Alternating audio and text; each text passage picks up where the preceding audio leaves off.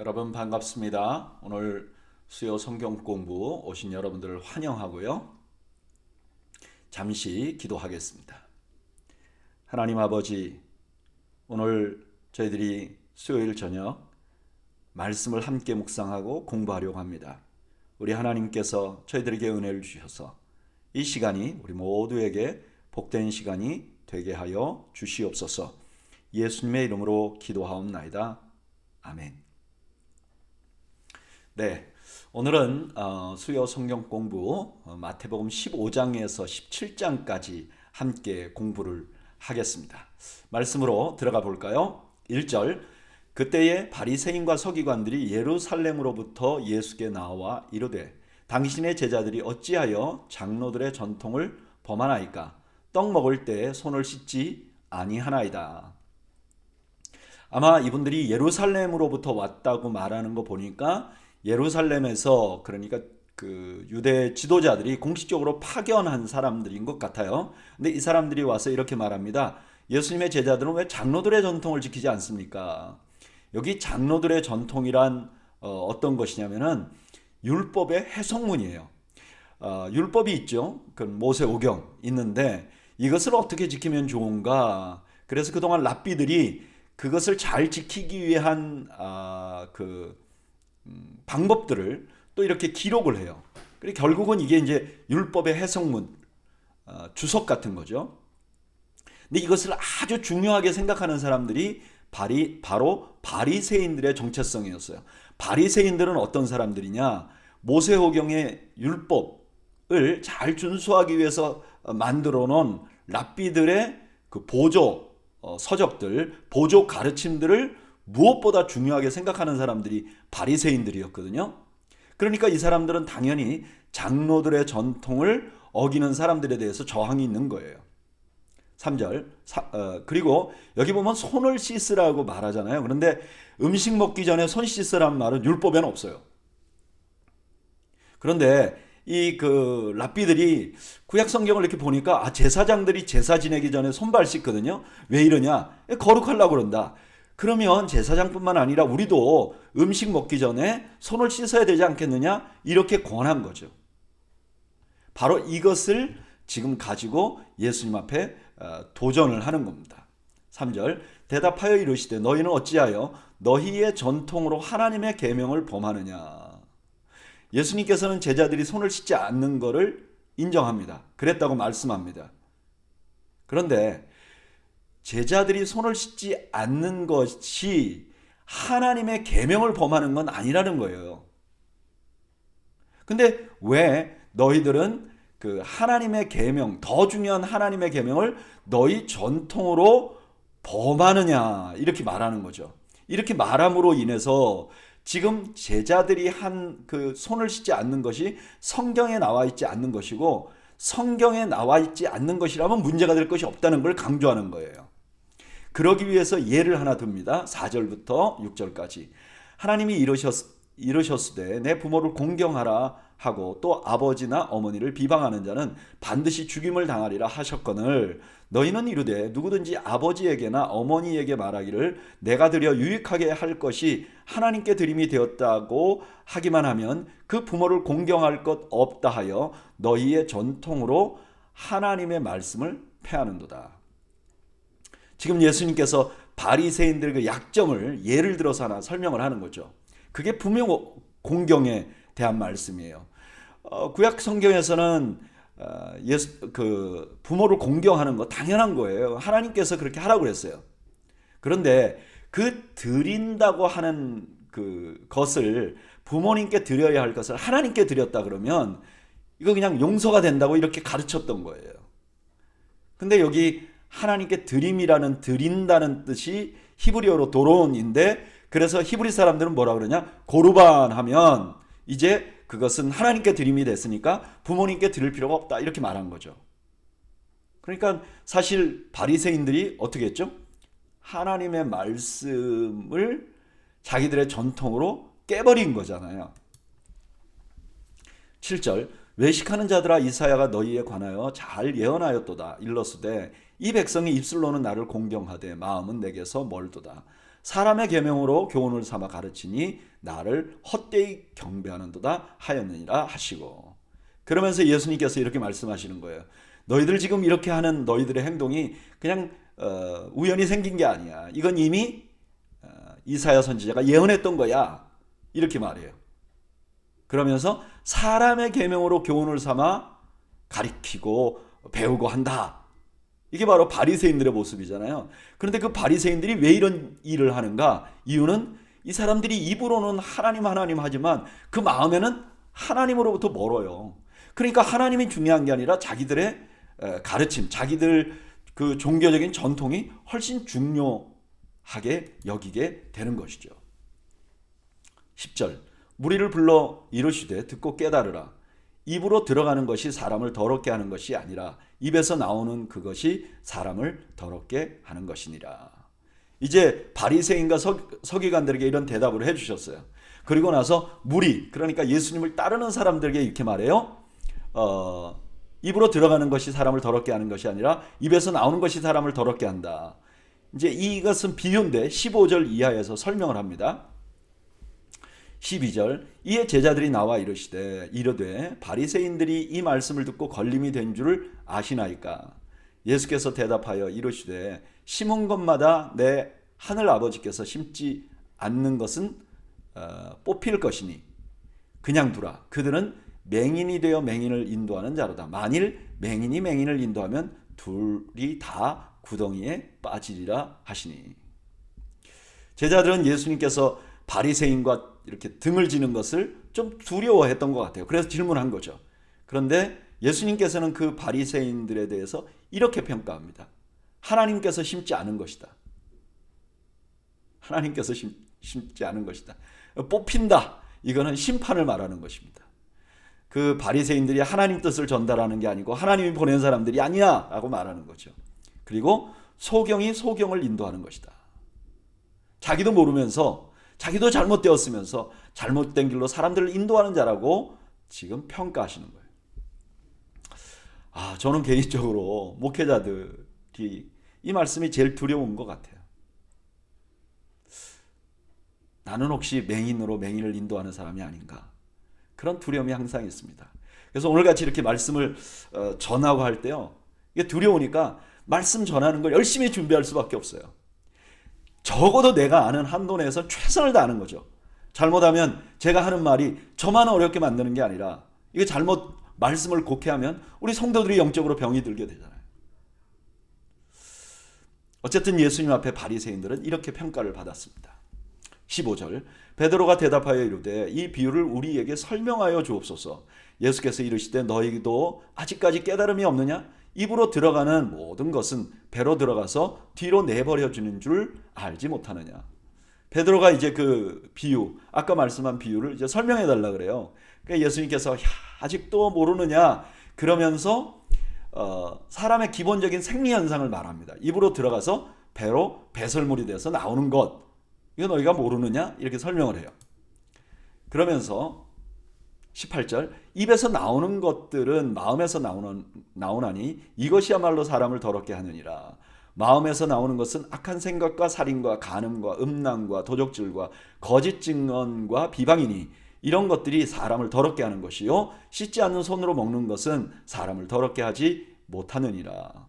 여러분, 우리가 음식을 먹으면 먹는 음식이 더러우냐 아니면 배설물이 더러우냐? 당연히 배설물이 더럽죠. 그걸 통해서 이렇게 말하는 거예요. 사람의 입으로 들어가는 것이 사람을 더럽게 하는 게 아니라 나오는 것이 더럽게 하는 것이다. 근데 입에서 나오는 건 뭐냐? 마음에서 나오는 것이다. 그 마음에서 뭐가 나오냐? 죄된 마음에서는 더러운 것밖에 안 나와. 그러니까 오히려 우리 마음을 잘 가지려고 생각을 해야지 음식에 집중하는 거 이거 옳은 일이 아니야 라고 지적해 주고 있는 것입니다. 저는 이 말씀을 묵상하면서 바리새인들에 대한 예수님의 평가를 눈여겨보게 됐습니다. 바리새인들은 당대의 종교 지도자들이었습니다. 오늘날로 말하면 목회자들 같은 사람들이죠. 아니면 장로님들. 그런데 그분들은 심지 않은 자예요. 하나님께서 보낸 자들이 아니에요. 또 영적으로는 소경들입니다. 그래서 그들 자신이 잘못한 일을 할 뿐만 아니라 많은 사람들도 잘못된 길로 가게 만드는 거예요. 그렇게 하는 그 대표적인 예가 뭐냐? 진짜 더러운 것은 그냥 놔두고 더럽게 하지 못하는 것을 자꾸 규율로 묶는 거예요. 그래서 사람들이 그 규율에 묶여서 자기들은 잘하고 있는 듯하게 생각하지만 결국 하나님과 멀어진다는 거예요. 근데 이들이 왜 이렇게 됐느냐? 하나님께 대한 마음이 없기 때문에 그래요. 하나님께 대한 마음이 없는 사람은 하나님의 마음보다 전통에 더 신경을 씁니다. 내가 얼마나 편한지에 더 신경을 씁니다. 여러분, 이런 일은 안타깝게도 오늘날도 많이 일어나요. 여러분, 우리가 하고 있는, 특별히 신앙생활에서 우리가 하고 있는 것들을 우리가 돌아볼 필요가 있어요. 내가 지금 이걸 하는 것이 하나님의 마음을 알고 하나님을 기쁘시게 하기 위해서 하는가? 아니면 하나님께 영광을 돌리기 위해서 하는가? 아니면 내가 어렸을 때부터 해왔던 종교적인 익숙함 혹은 과거의 경험에 내가 매여서 내가 신앙생활 하는가?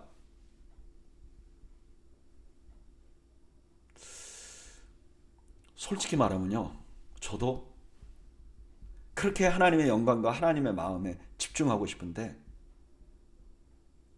저도 제 경험에서 나오는 것이 더 편안하고 그게 옳은 것이라고 생각하는 경향이 있어요.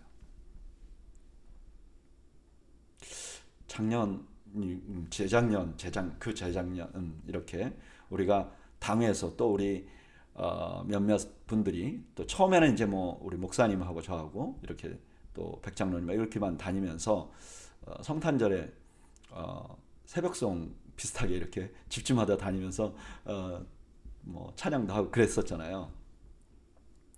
그런데 그게 너무 좋더라고요. 저희는 너무 좋았어요. 단인 우리들이 은혜를 너무 받았어요. 물론 좋아하시는 분들도 많이 있었어요. 근데 어떤 분들은 너무나 당황해하는 분들도 있었어요. 근데 저한테 물어봤어요. 내가 왜 좋은가? 저에겐 추억이 있어요. 어렸을 때 새벽송 다니던 추억. 이게 저를 기쁘게 만드는 거예요. 이런 성향이 우리 모두에게 있습니다. 그래서 우리는 끊임없이 돌아봐야 돼요. 내가 지금 하고 있는 것이 하나님을 기쁘시게 하는가? 하나님이 이거 더 좋아하시는가? 하나님의 마음은 어떤가? 이런 걸 볼 수 있어야 돼요. 그러지 않으면 나도 모르는 사이에 내가 바리새인 같이 될 수 있는 것이죠. 저는 저와 여러분들이 주님의 뜻만을 중요하게 생각하는 그런 저와 여러분들이 되시길 바라고, 적어도 더웨이 교회는 그것이 제일 중요한 교회가 되기를 주님의 이름으로 축복합니다. 21절, 예수께서 거기서 나가사 두로와 시돈 지방으로 들어가시니 가나안 여자 하나가 그 지경에서 나와 소리를 질러 이르되 주 다윗의 자손이여 나를 불쌍히 여기소서, 내 딸이 흉악하게 귀신 들렸나이다 하되. 여기 두로와 시돈 지방은요, 이제 바닷가 마을들이에요. 여기 이방인들이 많이 살았던 거고, 두로는 특별히 이세벨의 고향이죠. 이 동네가 좀 유대인들이 아니라 이방인들 문화가 좀 있었다고 볼 수 있죠. 거기에 가나안 여자라고 하는 사람, 이게 뭐 가나안 땅에서 살았던 사람 혹은 뭐 가나안 뭐 7 족속 중에 어떤 족속, 그런 뜻이 아니고 사람이 이방 여인이었다는 걸 강조하는 것이죠. 근데 이 이방 여인이 예수님을 보고 뭐라고 그러냐? 다윗의 자손이라고 부릅니다. 이 다윗의 자손이라는 말은 유대인들이 기다리던 메시아를 의미하는 거예요. 근데 너무 신기하게 이 가나안 여자가 유대인들이 기다리는 메시아를 알아본 거죠. 그래서 예수님에게 다윗의 자손이라고 부른 거죠. 23절, 이런 여인에게 예수는 한 말씀도 대답하지 아니하시니 제자들이 와서 청하여 말하되 그 여자가 우리 뒤에서 소리를 지르오니 그를 보내소서. 예수께서 대답하여 이르시되 나는 이스라엘 집에 잃어버린 양 외에는 다른 데로 보내심을 받지 아니하였노라 하시니. 제자들이 그 여인이 막 소리 지르니까, 아 스승님, 저 저 여자 해결해서 좀 보내주십시오. 이렇게 말한 거죠. 근데 예수님께서 정말 뜻밖의 말을 합니다. 뭐라 그러죠? 나는 이스라엘 집에 잃어버린 양, 그러니까 유대인들 외에는 다른 데로 보내심을 받지 아니하였노라 이렇게 말해요. 이게 굉장히 논란이 되는 말씀 중에 하나입니다. 어떤 분들은 이렇게 설명을 해요. 이게 제자들에게 좀 전에 이제 전도하러 갈 때 전략적으로 유대인들에게만 가라고 이렇게 말했다. 그것처럼 지금 예수님도 그런 전략적인 말씀, 지금 나는 잃어버린 양 외에는 다른 이방인들에게 지금은 힘을 쏟고 싶지 않다. 이런 뜻이라고 해석하는 분들이 있어요. 또 어떤 분들은 이 이방 여인도 하나님의 사랑의 대상임을 좀 더 분명하게 극적으로 보여주기 위해서 예수님께서 의도적으로 거절하시는 거죠. 실제로 거절할 마음이 있는 게 아니라 거절해서 이 여인이 믿음이 좋은 것을 더 드러내려고 하신 것이다. 저는 두 번째가 맞다고 생각해요. 왜냐하면 이미 예수님께서 그 백부장의 종을 고쳤잖아요. 백부장이 이방인이라고요. 근데 지금 이 여인에게 나는 이방 사람은 안 고친다, 안 도와준다 이렇게 말한다는 게 좀 말이 안 맞잖아요. 그러니까 저는 후자가 맞다고 생각해요. 이 여인의 믿음을 더욱더 드러나게 하기 위해서 예수님께서 이렇게 하신 것이죠. 25절 여자가 와서 예수께 절하며 이르되 주여 저를 도우소서. 대답하여 이르시되 자녀의 떡을 취하여 개들에게 던짐이 마땅하지 아니하니라. 이 여인은요, 예수님이 메시아라는 걸 확신했어요. 그래서 자기 딸을 고칠 수 있는 분이라고 확신을 갖고 있는 거예요. 그런데 그 여인에게 예수님께서 자녀의 떡을 취하여 개들에게 던짐이 마땅치 아니하다. 여기 개는요, 유대인들이 이방인들을 사용하는 말이에요. 경멸하는 말이에요. 그런데 유대인들이 이방인들을 개라고 부를 때 그 개는, 그 개에 대한 컨셉은 딱 그렇게 지적하지 않지만 그 개라고 말하는 경멸하는 그 말의 컨셉은 뭐냐면 길가에 돌아다니는 개예요. 집에서 사랑받는 개가 아니라 길가에 돌아다니는 개를 말하는 거죠. 27절 여자가 이르되 주여 올소이다마는 개들도 제 주인의 상에서 떨어지는 부스러기를 먹나이다 하니. 와, 이 여인이 대단한 거예요. 예수님은 유대인들이 사용하는 그런 개의 뉘앙스를 가지고 돌아다니는 개에게 누가 음식을 주겠느냐? 그런데 이 여인이 이렇게 말하는 거예요.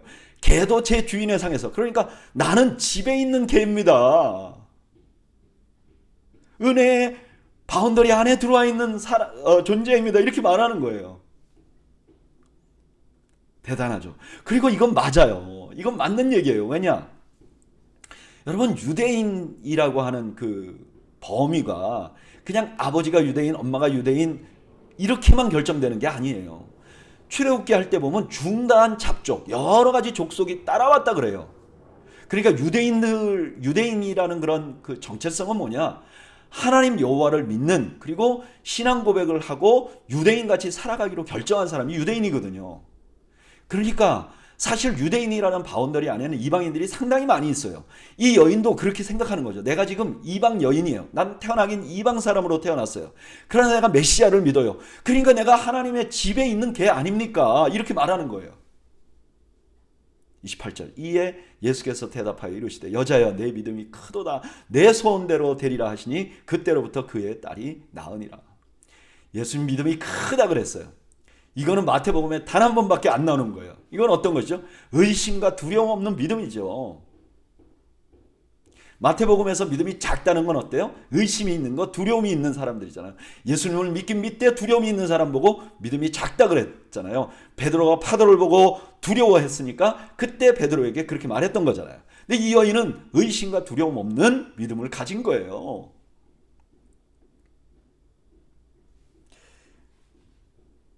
지금 이 여인은 하나님의 은혜 안에 들어오기 충분한 분이시죠. 그리고 이것이 큰 믿음이라고 말하는 것입니다. 29절 예수께서 거기서 떠나사 갈릴리 호수가에 이르러 산에 올라가 거기 앉으시니 큰 무리가 다리 저는 사람과 장애인과 맹인과 말 못하는 사람과 기타 여럿을 데리고 와서 예수의 발 앞에 앉힘에 고쳐주시니 말 못하는 사람이 말하고 장애인이 온전하게 되고 다리 저는 사람이 걸으며 맹인이 보는 것을 무리가 보고 놀랍게 여겨 이스라엘의 하나님께 영광을 돌리니라. 이 지역이 마가복음에 의하면 데가볼리라는 지역이에요. 이 데가볼리는 로마가 그 갈릴리 주변에 한 10개의 도시, 10개의 그 이방 도시를, 그러니까 헬라식 도시를 건설했어요. 그게 데가볼리거든요. 근데 여긴 당연히 이방인들이 많이 살고 유대인들도 이방인들과 함께 살기 때문에 그 문화적으로 그런 데예요. 근데 거기서 예수님께서 많은 기적을 행해요. 그리고 그 사람들이 하나님께, 이스라엘 하나님께 영광을 돌려요. 이방인들이 막 들어오는 거죠. 그러니까 방금 가나안 여인, 이 여인에 대한 예수님의 마음이 나 이방인들에게 안 가, 이런 뜻이 아니라는 걸 더 분명하게 알 수 있는 것이죠. 예수님의 마음은 이방인들에게도 있었던 거예요. 32절 예수께서 제자들을 불러 이르시되 내가 무리를 불쌍히 여기노라. 그들이 나와 함께 있은지 이미 사흘임에 먹을 것이 없도다. 길에서 기진할까 하여 굶겨 보내지 못하겠노라. 제자들이 이르되 광야에 있어 우리가 어디서 이런 무리가 배부를 만큼 떡을 얻으리까. 지금 예수님은 여기 모인 무리들을 불쌍히 여기셨어요. 여기 모인 무리들이 주로 이방인들이 많을 것 같아요. 그런데 그 이방인들도 유대인과 똑같은 마음으로 보게 되는 거예요. 근데 여기 제자들이 이렇게 말해요. 광야에 있는데 우리가 어디서 이 사람들을 먹이겠습니까? 참 이상하죠? 왜? 이 제자들이요, 지금 오병이어를 다 경험한 사람들이에요.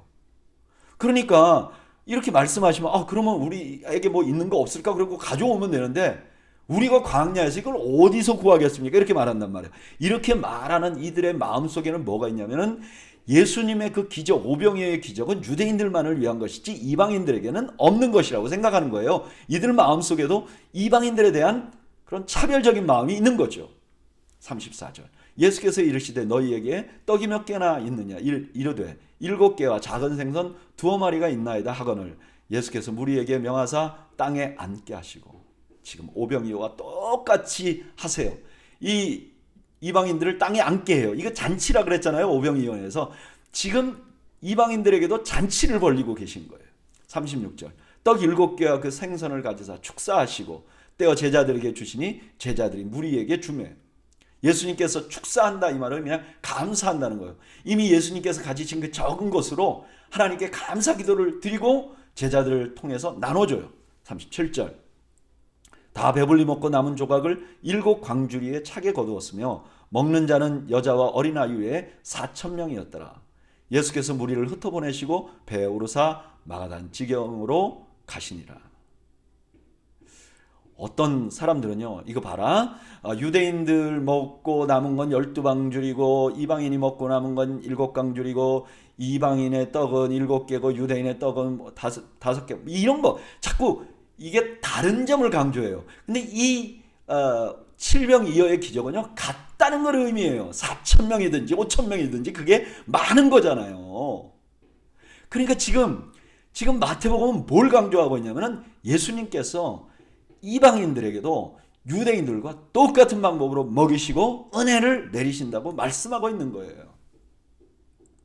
지금 마태복음 15장 21절부터 39절까지는 예수님께서 이방인들에게도 똑같은 사랑을 베풀고 계시다는 것을 강조하고 있는 거죠. 근데 우리는 여기서 이방인 이렇게 생각하면 우리는 이렇게 생각하잖아요.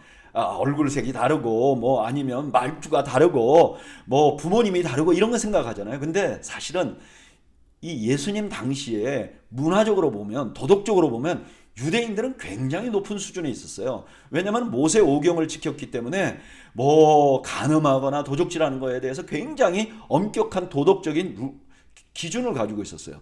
그에 비해서 이방인들은요 그러지 않았어요. 도덕적으로 아주 문란했어요. 그래서 유대인들은 그들을 개로 생각했던 거예요. 저렇게 문란한 사람들에게는 하나님의 은혜가 임할 수 없어, 이렇게 생각한 거예요. 근데 오늘 본문에 보면 주님이 바로 그런 사람들에게도 동일한 은혜를 베푸시는 거예요. 우리는 이런 말씀 앞에서 우리 두 가지를 생각해 볼 수 있어요. 첫째는 나는 혹시 저 사람은 하나님의 은혜를 받을 수 없어 라고 내 마음에 제해 놓은 사람은 없는지, 그런 생각을 해볼 수 있죠. 여러분, 우린 누구도 제외해서는 안 됩니다.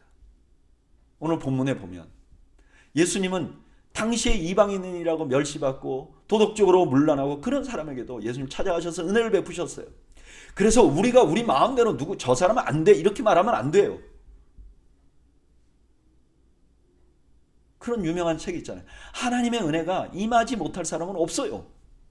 하나님이 고치지 못할 사람은 없어요. 저희가 마음으로 사람들을 평가하고 차별하는 일을 중단해야 됩니다. 또 하나, 이렇게 이방인들에게도 은혜를 베푸시는 주님이시라면 우리에게도 은혜를 베푸실 수 있는 거죠. 내가 어제 산 걸 돌아보면 참 불충하고, 내가 지난 10년 동안 산 거 보면 하나님 앞에 참 온전하지 못했어도 하나님의 은혜가 나에게 흐를 가능성이 있는 거예요. 왜냐하면 우리 주님은 이방인에게도 찾아가셔서 은혜를 베푸신 분이기 때문에 그래요. 여러분, 우리가 지난 달에 혹은 오늘 하루 하나님 앞에 불충하게 살았어도 그것 때문에 하나님의 은혜가 갑자기 막히고 그러지 않는다고요. 하나님의 은혜 우리에게도 임할 가능성이 있는 거죠. 저는 우리가 그런 기대를 가지고 하나님의 은혜를 경험하는 우리 모두가 되기를 주님의 이름으로 축복합니다. 16장, 바리새인과 사두개인들이 와서 예수를 시험하여 하늘로부터 오는 표적 보이기를 청하니. 이제는 세트가, 그때는 바리새인과 서기관이었어요. 바리새인과 서기관은요 비슷한 유 사람들이에요. 그런데 오늘 본문에는 바리새인과 사두개인이 왔어요. 여러분, 바리새인과 사두개인은요 서로 완전히 다른 사람들이에요. 바리새인들은 그 율법 외에 해석서를 매우 중요하게 생각하고, 사두개인들은요 오경밖에 인정을 안 해요. 바리새인들은 주로 회당을 중심으로 활동했고 사두개인들은 주로 성전을 중심으로 행동했어요. 그러니까 이 두 종파들은요 서로 연합할 일이 전혀 없어요. 그런데 예수님을 시험하는 데는 하나로 연합해요. 여러분, 이처럼 악이 연합하는 힘이 있어요. 어떤 사람은 선한 일을 하는데 서로 왜 연합이 안 되지 그러잖아요. 선한 일을 하는 것보다 악한 일을 하는 게 더 연합이 잘 됩니다.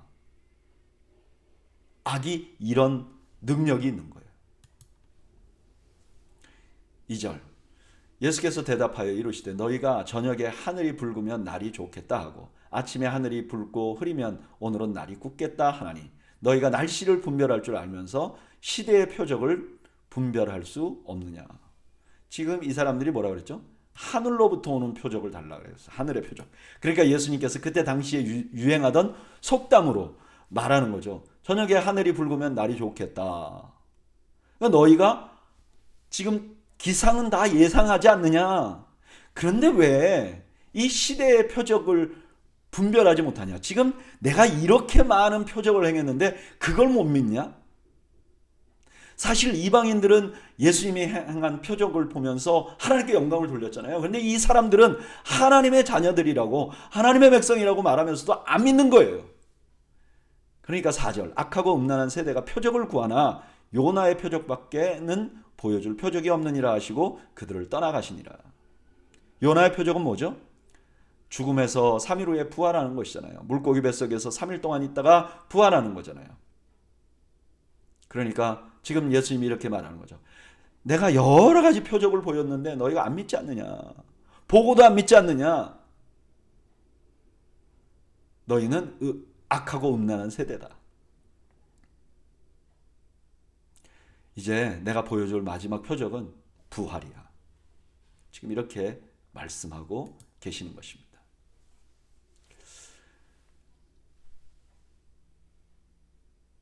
사실 바리새인과 서기관은 전혀 다른 가르침을 주는 종파이긴 합니다.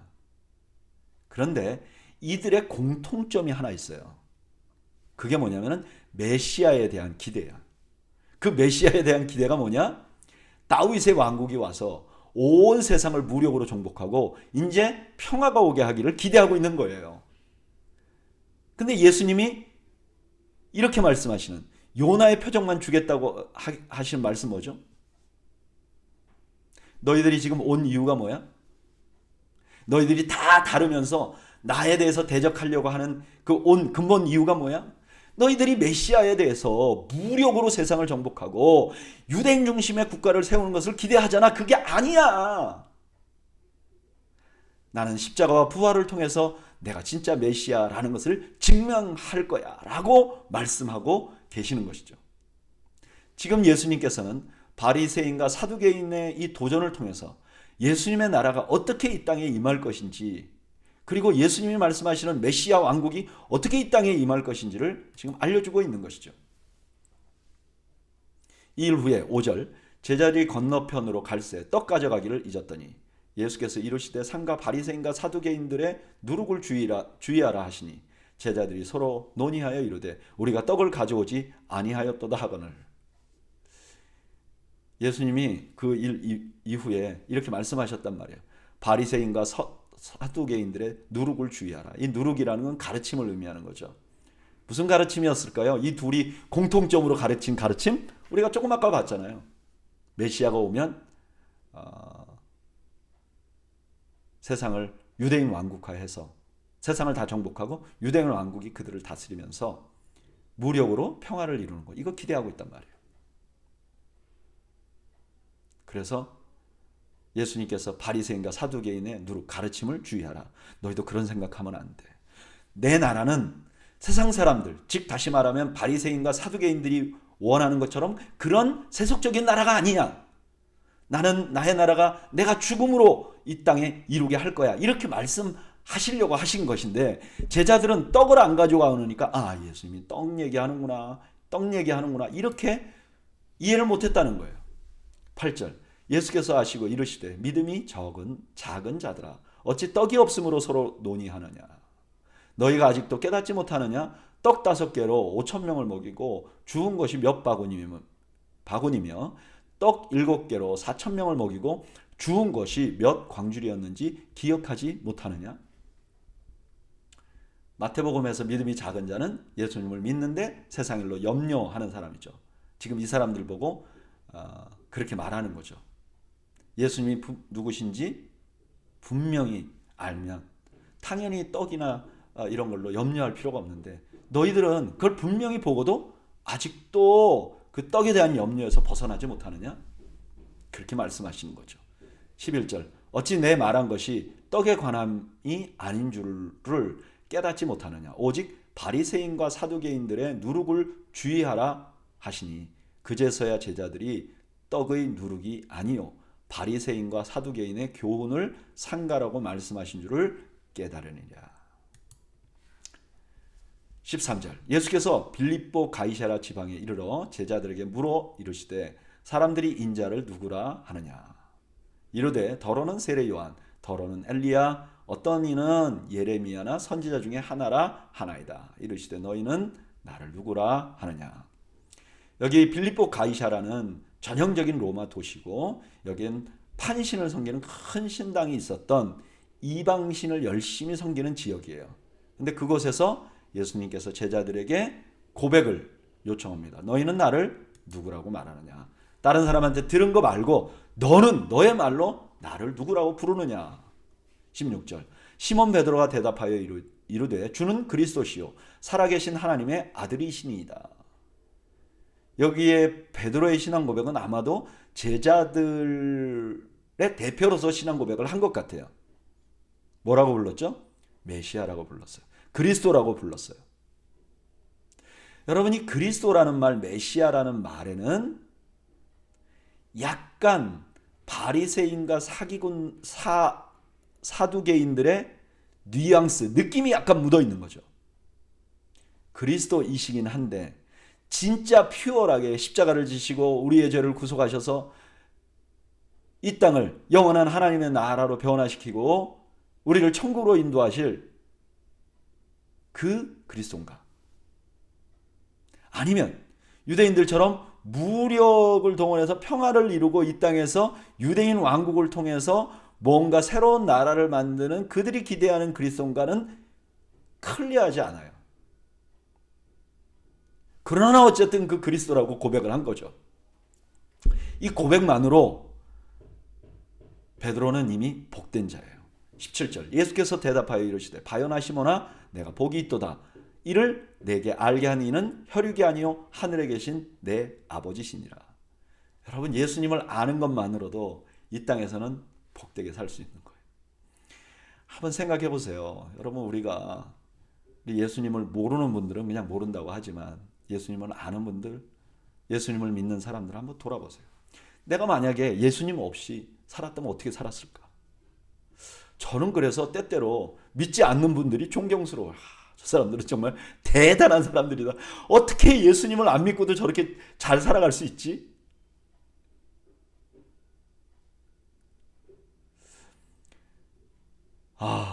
예수님 없이 산다는 건 정말 끔찍한 일이에요. 그러니까 우리가 예수님을 안다는 것 자체가 얼마나 큰 복입니까? 그 자체가 복이죠. 그리고 18절 아주 신학적으로 아주 중요한 말씀을 합니다. 또 내가 내게 이르노니 너는 베드로라 내가 이 반석 위에 내 교회를 세우리니 음부의 권세가 이기지 못하리라. 베드로가 예수님을 그리스도라고 부르니까 예수님께서 베드로를 베드로라고 불러요. 이름을 불러줘요. 그리고 이렇게 말해요. 반석 위에 내 교회를 세울 것이다. 근데 여기 공교롭게도 베드로라는 말하고 반석이라고 하는 말이 발음이 똑같죠. 베드로, 반석이라는 의미를 가지고 있어요. 바위 이런 의미를 가지고 있어요. 그래서 너는 베드로라. 이 반석 위에 내 교회를 세울 것이다. 그래서 로마 교회는 뭐라 그러냐면은 예수님이 베드로 위에 교회를 세웠다고 말해요. 그런데 베드로는 누구냐? 로마 교회를 세운 수장이라고 생각해요. 그러니까 이렇게 말하는 거예요. 그러니까 이 로마 교회도 있고 안디옥의 교회도 있고 또 데살로니가에도 교회가 있는데 그런 다른 교회는 다 로마 교회에 복종해야 된다. 왜냐하면 원조가 어디냐? 지금 로마 교회이기 때문에 그렇다. 이렇게 주장을 해요. 근데 그게 맞는지 틀리는지는 다음 절에 가보면 알 수 있어요. 어쨌든 이 교회는 이 땅에서 뭘 하는가?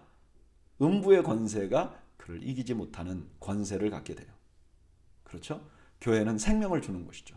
그러니까 아무리 교회 세상이 죄로 인해서 죽음의 권세로 세상을 돌려도 교회는 그것에 넘어지지 않는 거죠. 19절 내가 천국 열쇠를 내게 주리니 내가 땅에서 무엇이든지 매면 하늘에서도 매일 것이요 내가 땅에서 무엇이든지 풀면 하늘에서도 풀리리라 하시고 이에 제자들에게 경고하사 자기가 그리스도인 것을 아무에게도 이르지 말라 하시니라. 천국 열쇠를 누구에게 주죠? 베드로 혹은 교회? 네. 준단 말이에요. 그런데 로마 교회는 베드로에게 줬다고 생각한단 말이에요. 천국 열쇠. 근데 천국 열쇠라는 건 뭐죠? 천국에 들어가는 문을 열고 들어가는 뭐 그런 키 이런 뜻이 아니에요. 여기서 말하는 거는 매고 푸는 권세예요. 매고 푼다는 건 뭐냐? 율법을 해석할 때 이 율법 조항을 이 사람들이 지켜야 해요. 그러면 이게 매는 거예요. 이 율법 조항은 더 이상 지킬 필요가 없어요. 그러면 이게 풀어주는 거예요. 뭐 예를 들면 이런 것이 있는 거죠. 우리 한국 교회는 복음이 들어왔을 때 전통적으로 선교사님들이 우리나라는 술을 좀 안 먹었으면 좋겠습니다. 성경에도 그렇게 말하지만 우리 조선이라는 나라, 그 나라 한국은 좀 더 이 술에 대해서 피해가 많으니까 술을 먹지 않았으면 좋겠습니다. 이렇게 규정을 정했잖아요. 이게 매는 거예요. 성경에 없는 걸 맬 수는 없지만 성경에 근거해서 이런 결정을 한단 말이에요. 그러면 여러분 만약에 술을 금지하면 마약은 해도 된다는 뜻인가요? 아니죠. 근데 왜 마약은 강조 안 했을까요? 그때는 마약하는 사람이 없었어요. 별로 없었어요. 그러니까 그걸 강조할 필요가 없었던 거죠. 그 피해가 크지 않았어요. 그러니까 예를 들면 이런 거예요. 어떤 것을 결정하고 어떤 것을 지키자고 약속하는 권한이 있는 거죠. 누가 있는 거냐? 베드로냐? 교회냐? 그러면 이 천국 열쇠는 누가 갖고 있는가? 좀 더 클리어하게 분명하게 알려면 마태복음 18장 17절에서 18절을 보면 돼요. 거기 이렇게 돼 있어요. 만일 그들의 말도 듣지 않거든 교회의 말하고 교회의 말도 듣지 않거든 이방인과 세리와 같이 여기라. 진실로 너희에게 이르노니 무엇이든지 너희가 땅에서 매면 하늘에서도 매일 것이요 무엇이든지 땅에서 풀면 하늘에서도 풀리리라. 똑같은 매고 푸는 게 나오거든요. 이거 누구한테 줬죠? 제자들을 포함한 교회에게 준 거예요. 그러면 여기는 교회에게 주고 아까 그 전에는 그냥 베드로에게만 주고 이건 말이 안 되잖아요. 천국 열쇠는 누구에게 준 거죠? 교회에게 준 거예요. 교회. 제자 전체에게 준 거예요.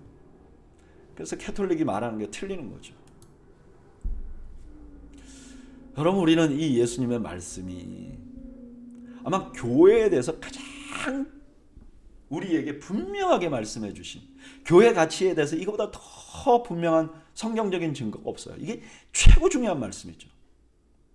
여러분 우린 교회를 어떻게 생각하고 있죠? 아니 내가 하나님을 믿긴 믿어야 되는데 뭐 그냥 혼자 할 수는 없고 그냥 교회 가야지. 아니면 난 옛날부터 교회 다녀서 난 교회를 빼면 내 삶이 없어. 아니면 지금 이게 이민 와가지고 교회 나가서 교회 가야 한국 사람이라도 만나지. 어떤 교제를 위한 동기. 근데 교회는 그런 것이 아니에요. 여러분 교회는 이 땅에서 천국의 열쇠를 가지고 있어요. 무슨 뜻이냐? 우리 성도들이 신앙생활을 해서 하나님께 더 가까이 가게 하기 위해서 어떤 것은 하고 어떤 것은 하지 말아달라고 당부할 수 있는 그런 권세를 가지고 있는 거예요. 뿐만 아니라 이 교회는 죽음의 권세가 이길 수 없는 거예요. 그래서 이 교회를 지키는 게 너무 중요해요. 여러분 교회를 통해서 구원자가 나오는 거예요. 예수 믿는 사람이 나오는 거예요. 죽음을 이기는 사람들이 나오는 거예요. 그래서 교회를 소중히 해야 합니다. 내 인생의 삶에서 내 삶에서 교회가 어떤 한 부분이다 이런 뜻이 아니고 교회를 지켜나가고 교회를 세워나가는 것은 우리가 할 수 있는 가장 중요한 사명 중에 하나예요. 그래서 여러분 우리가 교회를 위해서 기도해야 됩니다. 내가 장로기 때문에 권사기 때문에 내가 목사기 때문에 교회를 위해서 기도하는 것이 아니에요. 내가 소속해 있는 교회가 부흥해야 나도 좀 어디 가서 힘쓰지 그래서 목사들만 교회를 위해서 기도하는 게 아니에요. 교회는 우리 주님께서 우리를 위해서 주신 큰 축복이에요. 그래서 이 교회를 소중히 해야 되는 것입니다. 교회가 잘못되면요 이게 큰 낭패예요. 여러분 생각해 보세요. 바리새인과 서기관들이 말이죠 맹인이 돼갖고 또 맹인을 인도하는 자로다 이렇게 말했잖아요.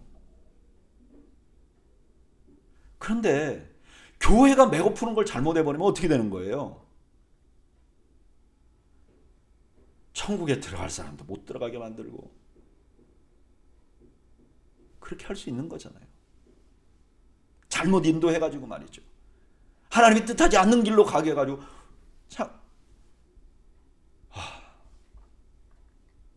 그래서 우리가 교회를 위해서 기도해야 합니다. 저는 우리 더웨이 교회가 그런 교회가 되기를 원합니다. 그냥 우리 조직 더웨이라는 오르가니제이션을 킵하는데 최선을 다하는 교회가 아니고 성도들이 좀 더 하나님 앞에 잘 신앙생활하고 천국까지 갈 때까지 건강한 신앙생활하고 주님의 은혜 가운데 지낼 수 있도록 열 건 열고 닫을 건 닫아서 우리 모두가 정말 어느 순간에 죽음을 이기는 영광스러운 그런 경험을 할 때까지 함께 할 수 있는 저는 그런 교회가 되기를 소망합니다. 21절 이때로부터 예수 그리스도께서 자기가 예루살렘에 올라가 장로들과 대제사장들과 서기관들에게 많은 고난을 받고 죽임을 당하고 제3일에 살아나야 할 것을 제자들에게 비로소 나타내시니 이제 본격적으로 예수님께서 메시아로 어떻게 할 것인지 보여주십니다. 바리새인과 사두개인들의 기대와는 전혀 다를 것이라는 것을 분명하게 말해줍니다. 제자들은요 이 말씀을 듣고 받아들여야 해요. 그런데 22절 베드로가 예수를 붙들고 항변하여 이르되 주여 그리 마옵소서 이 일이 결코 죽게 미치지 아니하리이다. 예수께서 돌이켜이시며 베드로에게 이르시되 사탄아 내 뒤로 물러가라. 너는 나를 넘어지게 하는 자로다. 내가 하나님의 일은 생각하지 아니하고 도리어 사람의 일을 생각하는도다 하시고. 여러분, 만약에 천국 열쇠가 베드로에게만 있다고 한번 생각해 보세요. 그럼 베드로가 지금 여기서 사탄이라고 불림을 받는데 어떻게 되겠습니까? 참 말도 안 되는 것이죠. 여기 베드로가 예수님을 붙들고 항변한다 하는 말은 꾸짖는다는 말이 의미가 있어요. 지금 베드로가 예수님을 꾸짖습니다. 왜 이러십니까? 주님 젊어서 지금 판단력이 흐려졌습니다. 그런데 예수님께서는 그런 베드로를 보고 사탄이라고 그래요. 사탄은 누구냐? 예수님을 넘어지게 하는 자예요. 예수님께서 사탄에게 시험을 받으신 적이 있죠. 돌을 떡으로 만들어라. 높은 곳에 가서 영광을 보여주면서 절하라. 뭔가 예수님에게 의도하는 바가 있어 보이지 않습니까? 뭐죠? 고난을 겪지 않고 성취를 꿈꾸도록 사탄이 부추기는 거죠. 사탄이 부추기는 거죠. 지금 베드로가 그런 비슷한 짓을 하고 있다고 말하는 거예요. 그리고 이를 보고 뭐라 그러냐? 너는 나를 넘어지게 하는 자로다. 여기 넘어지게 하는 것은 걸림돌을 의미해요. 베드로는 반석이었어요. 반석은 뭐죠? 든든히 서 있어요. 그 위에 성을 지을 수 있어요. 그 위에 집을 지을 수 있어요. 걸림돌은 뭐죠? 작은 돌이죠. 작은 돌은 주변에 가는 사람들에게 큰 피해를 줍니다.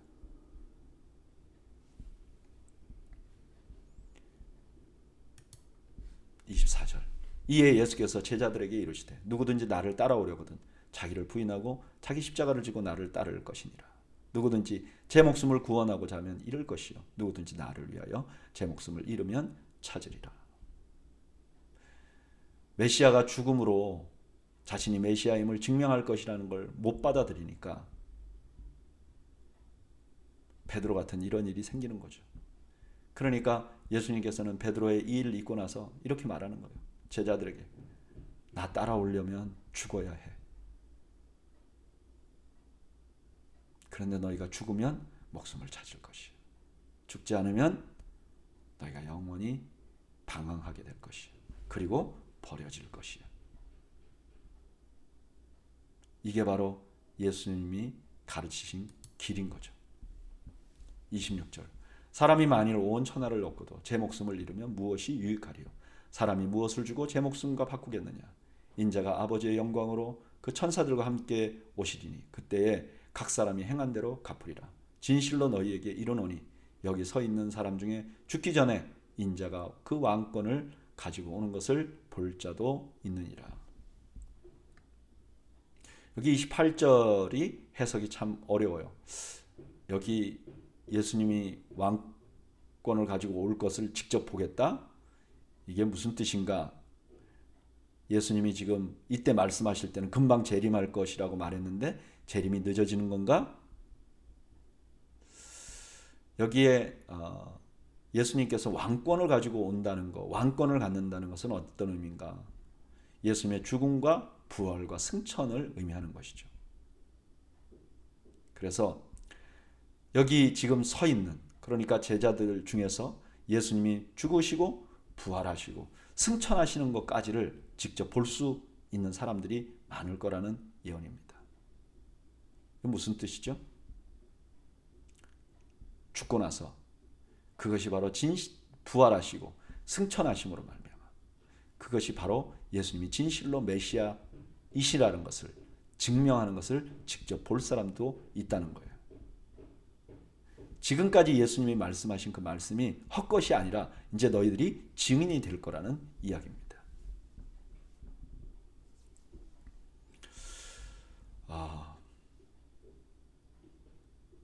저는 이 말씀을 묵상하면서 베드로가요 십자가와 죽음을 가르치자 반항합니다. 왜 반항했을까요? 사실 베드로가 이미 바리새인과 사두개인의 누룩에 영향을 받고 있었던 거죠. 세속적인 생각으로 메시아의 오심을 생각하고 기대하고 물들어 있는 것이죠. 아직도 죽어야 산다는 것을 알지 못하고 주님을 따라가고 있는 거죠. 이런 사람을 사탄이라고 말합니다. 저에게 이 말씀은 정말 너무나 큰 말씀이에요. 저는 이 말씀을 대하면서 참 너무 놀랐고 또 저에게 절망적이었어요. 왜냐하면 저도 그렇고 제 주변도 그렇고 온통 바리새인과 사두개인의 누룩에 영향을 받고 있었다고 생각했기 때문에 그래요. 예수님 왜 믿나? 예수님 왜 따라가나? 내가 행복하기 위함이지? 예수님 왜 믿나? 내가 복받기 위함이지? 어떻게 하면 예수님께 영광이 되는가? 내가 다른 사람 누르고 빨리 진급하면 되지? 이런 얘기만 듣고 자랐어요. 그런데 이 말씀 보니까 그게 아니었어요.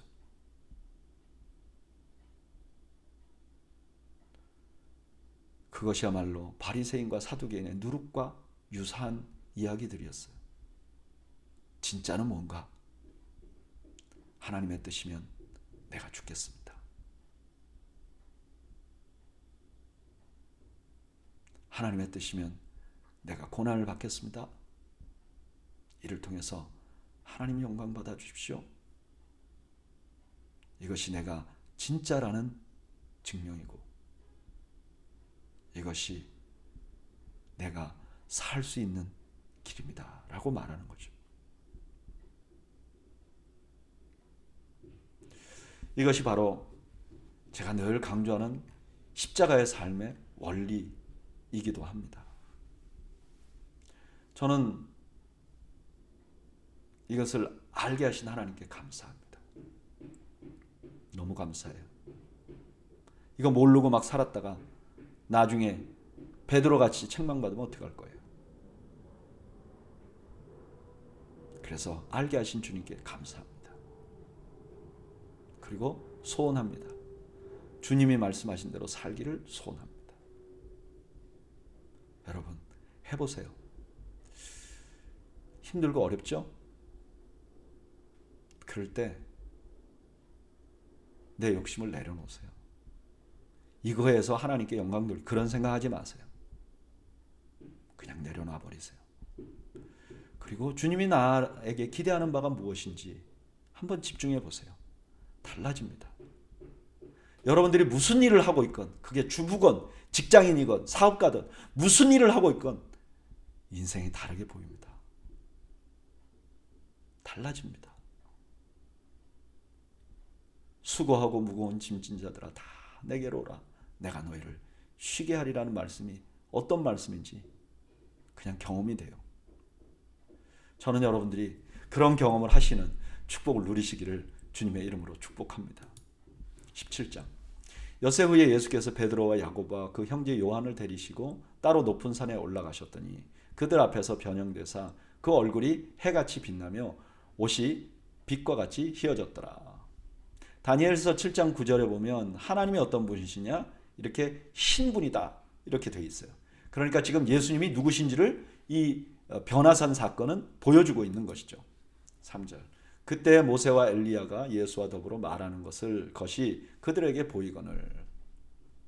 모세와 엘리야는 메시아 시대가 되면 같이 나타날 거라고 믿는 사람들이에요. 그때 당시 사람들이 그렇게 믿었던 거예요. 그리고 이분들의 공통점 또 하나 있죠. 고난을 겪었다는 거예요.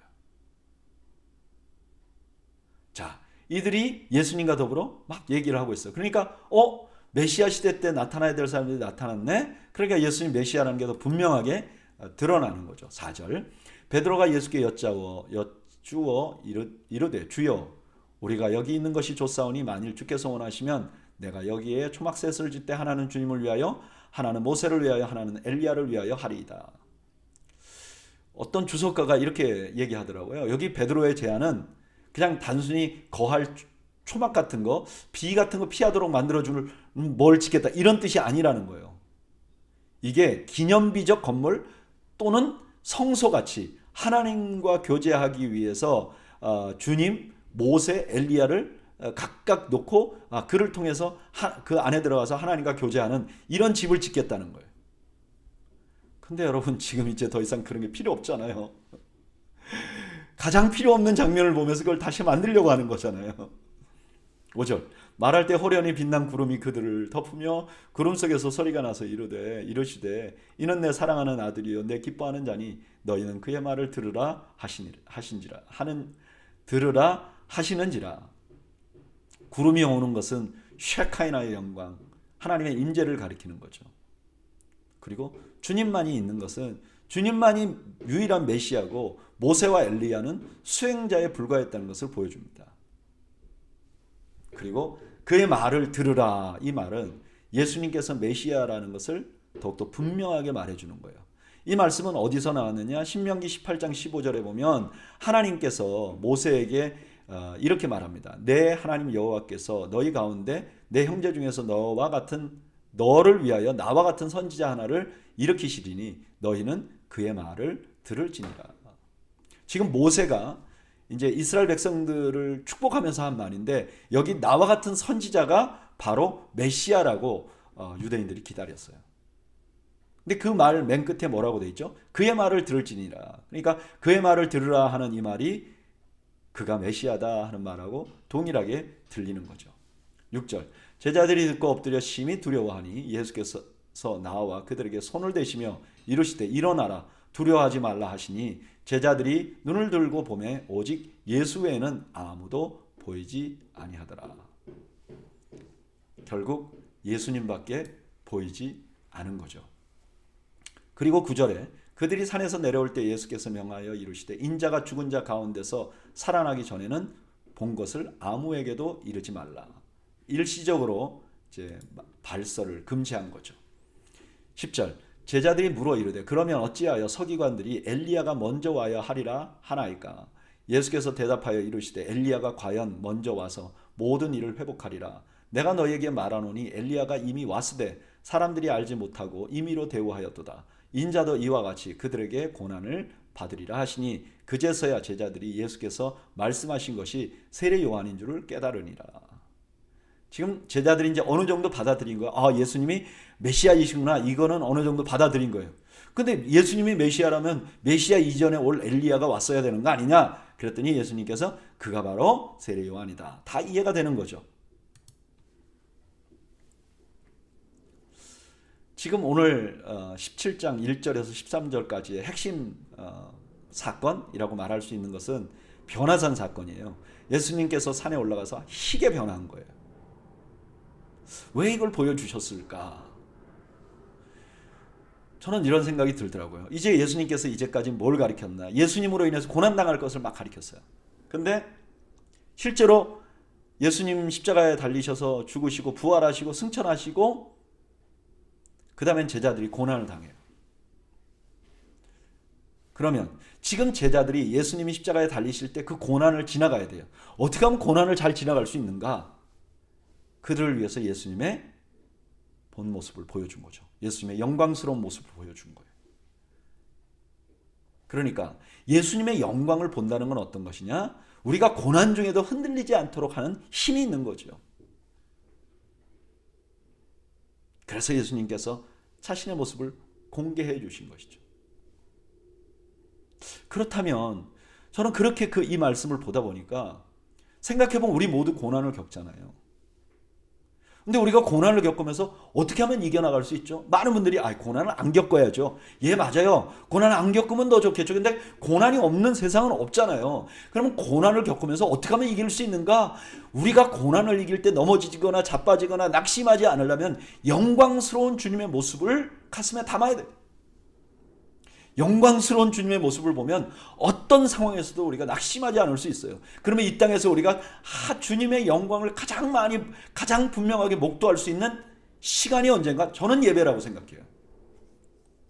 예배 중에 찬양해서 하나님의 영광을 경험해야 되는 겁니다.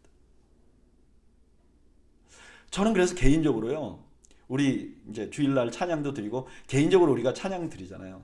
저는 고백의 찬양도 참 너무 좋아요. 감사의 찬양도 너무 좋아요. 그런데 가장 감격이 올 때는, 하나님께 영광을 돌릴 때는 감격이 생기는 것 같아요. 그렇게 주일날 하나님께 영광을 돌리는, 같이 하나님을 영광스럽게 찬양하고 나면요, 일주일 동안 우리가 힘이 나잖아요. 하나님의 영광 때문에 우리가 힘이 나는 거예요. 저는 저와 여러분들이 우리 예배 속에서 하나님의 영광을 경험하기를 주님의 이름으로 축복합니다. 하나님이 우리 가운데 임재하시고 영원히 영광 받으실 주님을 찬양하는 그런 은혜를 우리 모두가 누리기를 주님의 이름으로 축복합니다. 14절, 그들이 무리에게 이르매 한 사람이 예수께 와서 꿇어 엎드려 이르되 주여 내 아들을 불쌍히 여기소서. 그가 간질로 심히 고생하여 자주 불에도 넘어지며 물에도 넘어지는지라 내가 주의 제자들에게 데리고 왔으나 능히 고치지 못하더이다. 제자들은 이미 귀신 쫓아내는 능력을 주님으로부터 받았는데요, 지금 실패하는 거예요. 17절, 예수께서 대답하여 이르시되 믿음이 없고 패역한 세대여, 내가 얼마나 너희와 함께 있으며 얼마나 너희에게 참으리요. 그를 이리로 데리고 오라 하시니 이에 예수께서 꾸짖으시니 귀신이 나가고 아이가 그때부터 나으니라. 예수님께서 책망하시고 그리고 귀신을 쫓아내 주신 거죠. 19절, 이때 제자들이 조용히 예수께 나와 이르되 우리는 어찌하여 쫓아내지 못하였나이까. 이르시되 너희 믿음이 작은 까닭이라. 진실로 너희에게 이르노니 만일 너희에게 믿음이 겨자씨 한 알만큼만 있어도 이 산을 명하여 여기서 저기로 옮겨지라 하면 옮겨질 것이요 또 너희가 못할 것이 없으리라. 왜 이런 기적이 일어나지 않는가? 믿음이 없어서 그렇다는 거예요. 믿음의 흔적은 있지만 믿음이 능력이 없어서 그렇다는 거예요. 만약에 겨자씨 하나만, 그러니까 가장 작은 믿음만 있어도 산을 옮기는 것, 이건 불가능한 일의 대명사죠. 산을 옮기는 것도 가능할 것이다. 왜냐? 믿음은 우리의 것이 아니라 하나님께서 하실 것임을 신뢰하는 일이기 때문에 그런 거죠. 21절 없음. 없음은 왜 없음이라고 되어 있느냐? 중요한 사본들에게는 분명히 내용이 있는데 또 다른 중요한 사본들에게는 이 내용이 없어요. 그래서 이거를 그냥 아무것도 없는 것처럼 하지 않고 괄호 열고 없음이라고 나눈 거예요. 그런데 그 있는 사본들에게는 이런 말이 있어요. 그러나 이런 유는 금식과 기도 없이는 나가지 않느니라. 22절, 갈릴리에 모일 때 예수께서 제자들에게 이르시되 인자가 장차 사람들의 손에 넘겨져 죽임을 당하고 제3일에 살아나리라 하시니 제자들이 매우 근심하더라. 제자들이 근심하죠? 여러분, 이 근심은 뭐와 상관이 있다고 그랬죠? 믿음이 적은 것과 상관이 있다고 그랬잖아요. 그죠? 지금 이들이 믿음이 적은 거예요. 그러니까 예수님은 좋은데 고난당하고 3일 만에 살아나리라 그러니까 근심하는 거죠. 24절, 가버나움에 이르니 반세계를 받는 자들이 베드로에게 나와 이르되 너의 선생은 반세계를 내지 아니하느냐. 이르되 내신다 하고 집에 들어가 예수께서 먼저 이르시되 시몬아 내 생각은 어떠하냐. 세상 임금들이 누구에게 관세와 국세를 받느냐, 자기 아들에게냐 타인에게냐. 베드로가 이르되 타인에게니이다. 예수께서 이르시되 그렇다면 아들들은 세를 면하리라. 여기 반세계를 받는 자들은 성전세 징수자들이에요. 일반 세금 받는 사람들이 아니에요. 지금 이것은 성전에서 세금을 받아서 성전의 오퍼레이션을 돕는 그런 역할을 하는 사람들에 대한 대답이에요. 그러니까 성전세를 낼 필요가 있느냐? 사실 낼 필요가 없죠. 왜냐하면 예수님이 참된 성전이시고 그리고 예수님이 하나님의 아들인데 성전세 낼 일이 없잖아요. 그러니까 성전세 낼 필요가 없다고 하는 말은 예수님이 하나님의 아들이라는 것을 제자들에게 확고하게 말씀해 주신 거죠. 그러나 27절, 그러나 우리가 그들이 실족하지 않게 하기 위하여 내가 바다에 가서 낚시를 던져 먼저 오르는 고기를 가져 입을 열면 돈 한 세겔을 얻을 것이니 가져다가 나와 너를 위하여 주라 하시니라. 성전세 낼 필요는 없지만 그걸 가지고 또 문제 삼지 않도록 세금을 내시겠다고 말씀하셨어요. 오늘 이 말씀에는 그 변화산에서 내려왔을 때 제자들이 귀신 들린 사람을 고치지 못하는 장면이 나옵니다. 왜 그런가? 믿음이 없어서 그렇다는 거예요. 여러분, 믿음은 정말 엄청난 거예요. 왜요? 믿음은 우리 같은 죄인을 천국에 가게 하는 거잖아요. 그러니까 믿는 것 자체가 우리의 능력은 아니에요. 믿음의 대상이신 하나님께서 그걸 하실 거라고 우리가 믿는 거잖아요. 근데 우리가 그 믿는 믿음이라는 게 엄청난 이유는 뭐죠? 그걸 실행할 분이 하나님이기 때문이고, 그 증거를 우리가 가지고 있는데 그게 뭐냐면 우리 같은 죄인도 하나님께서 구원해 주실 만큼 이 믿음이 대단한 거라는 거예요. 그렇다면 우리가 이 믿음이 일상에서 능력을 발휘해야 돼요. 여러분, 나는 믿음이 있어. 그럼 이런 뜻이잖아요. 나 같은 죄인도 하나님이 구원해 주실 수 있어. 그거보다 더 불가능한 일이 어디 있습니까? 그게 가능하다면 산도 옮길 수 있는 거예요. 그게 가능하다면 내 일상에 일어나는 모든 일도 할 수 있는 거예요. 하나님이 그렇게 하실 수 있다는 거예요. 그러면 우리가 믿음이 있다면 우리 일상에 닥치는 불가능한 일 때문에 마치 하나님도 나를 도울 수 없을 것처럼 낙심해서는 안 되는 거죠. 그러면 작은 믿음이라고 책망받는 거죠. 내 일상에서 일어나는 일 때문에 막 염려하면 믿음이 작은 자여 왜 염려하느냐라고 말하는 말씀을 듣는 거죠. 여러분, 우리에게 있는 믿음은 그런 거예요. 나 같은 죄인도 하나님이 구원하실 수 있다. 구원하실 수 있다. 그렇다면 하나님 못하실 일이 어디 있느냐. 여기로부터 출발하는 거죠. 그래서 이런 믿음을 가진 사람들은 어떠한 상황에서도 낙심하지 않을 수 있고 하나님을 신뢰할 수 있는 거죠. 그래서 바다 위를 걸을 수도 있는 것이고, 저는 여러분들이 바다 위를 걷는 경험을 하기를 바랍니다. 여러분들의 상황을 뛰어넘는 그런 경험을 하시기를 바랍니다. 그런데 오늘 본문에서 강조하고 있는 건 뭐죠? 그 믿음을 가지고 누군가를 돕는 것에 대해서 말하잖아요. 여러분, 우리가 믿음이 있다면 그 믿음을 가지고 나만을 위해서 수행해서는 안 되는 거예요. 그런 믿음이 있다면 누군가를 도울 수 있어야죠. 내 삶에서 믿음이 있는 사람이라면 누군가를 내 믿음으로 도운 흔적이 있어야 하는 거죠. 저는 여러분들에게 그런 흔적이 많이 나타나고 그런 감정이 많이 나타나기를 주님의 이름으로 축복합니다. 여러분, 우리는 다 믿음을 가지고 있습니다. 이 믿음은 굉장한 것입니다. 그래서 나를 어떤 상황에서도 낙심하지 않게 만들어줄 수 있습니다. 뿐만 아니라 다른 분들을 도울 수 있는 그런 놀라운 도구가 되는 줄로 믿습니다. 저는 그 믿음으로 구원받은 우리가 이 믿음으로 오늘 내일을 살아가면서 날마다 내가 구원받은 것 같은 기적을 여러분들의 일상에서 경험하는 축복이 있으시기를 주님의 이름으로 축복합니다. 기도하겠습니다. 하나님, 오늘 저희가 마태복음 15장에서 17장까지 말씀을 묵상하고 나누었습니다. 주님, 우리가 주님이 주신 믿음으로 구원을 얻었는데 이 믿음, 우리의 삶에서는 정말 흔적 없이 살고 있지는 않는지 우리가 우리 자신을 돌아봅니다. 주님, 우리에게 믿음을 더하여 주옵소서. 우리가 이 땅에 살면서 그 믿음을 사용하게 하여 주옵소서. 그 믿음의 간증들이 많아지게 하여 주옵소서. 그 믿음 때문에 다시 용기를 내는 은혜가 우리 모두에게 있기를 주님 간절히 소원합니다. 주님, 주님께서 함께해 주옵소서. 예수님의 이름으로 기도하옵나이다. 아멘. 네, 오늘 저녁에도 여러분들 가정에 평강이 가득하시기를 주님의 이름으로 축복합니다.